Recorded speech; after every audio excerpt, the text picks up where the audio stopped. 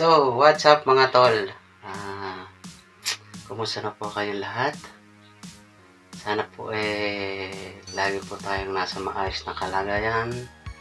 Sana po lagi pong safe ang ating mga pamilya. Lagi po tayong mag-iingat. Tinaalis po tayo ng bahay para magtrabaho o kung saan ka man sa mga ipupunta. Lagi po muna tayong magdarasal. Lagi po tayong hingi ng patnubay sa taas para lagi po tayong gabayan para tayo po maligtas sa anumang kapahamakan. Ayan. So, bali lagi po tayong mag-ingat. Kahit medyo yung ating sitwasyon okay na, pero hindi pa rin natin masasabi, kaya lagi po tayo mag-iingat. So, ayan mga tol, ang ating gagawin ngayon,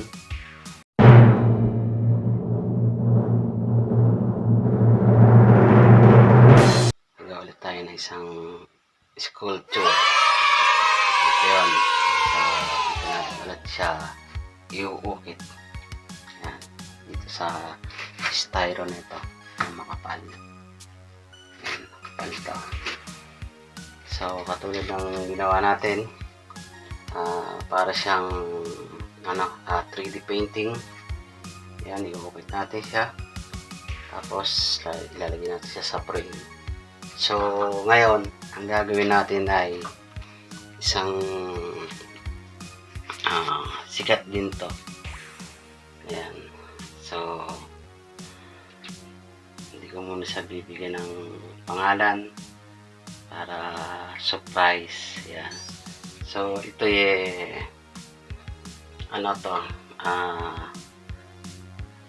Artista to Ayan. Para meron na kayong clue. Ayan. So, artista siya. Ang hindi nyo alam, itong artista nito, kapatid ko. Oh, ayan. Gulat kayo, ano? May kapatid akong artista. So, basta yun na lang yung clue. Artista siya. Ayan. So, makikita nyo na lang to pagka medyo sa kalagitnaan na tayo ng ating ginagawa. Ayan. Gagawin natin, i-sketch muna natin siya dito. Ayan. After nating ma-sketch dito, ayan. Tapos, uukitin na natin siya. Ayan. So, stay tuned lang kayo sa aking channel. Lagi po kayong manood sa aking mga vlog. Yan. Saka kung bago ka pa lang po sa aking channel, makikisuyo na po ako. Paki-subscribe po ang aking channel at paki-like po. Yan. At saka paki-pindot na rin po yung ating notification bell. Yung bell dyan sa baba na kulay black.